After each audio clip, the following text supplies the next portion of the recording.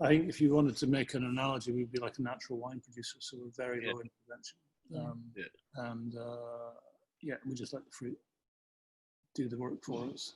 Fruit and time, basically. Yeah, and I guess we were talking earlier about the actual sourcing of the fruit as well. I mean, are you getting all your fruit from the orchard where you are, or are you buying in fruit from other places? It's a mixture of things, yeah. So we have our own orchards that we pick from, and then we buy in fruit, but we also pick fruit from other orchards that are around us. And there's a load of old historic orchards around us. So and is it like blending?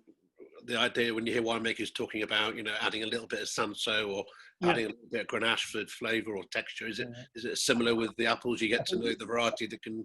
Yeah, exactly. Yes. And I think it's even more important in apples because there's very few apples that have the complexity in and of themselves to make a single varietal. So there are a few, but it's much more about blending to create something that's going to them. The Paloma cider you sent me last week, the table cider. Yeah. With the fact you had the 5 varieties in there. Yeah. Which none of which I'd ever actually heard of. To ask him, it said.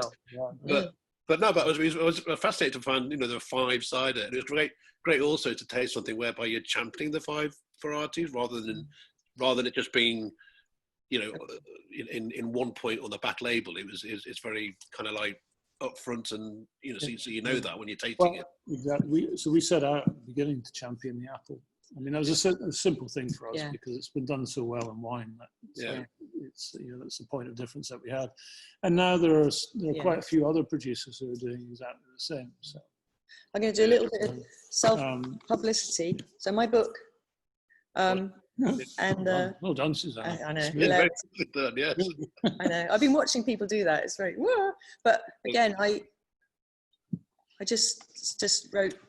I got hold of the apple names, and it's funny because not everyone does it, but getting better now, aren't they? Yeah, no, it is important.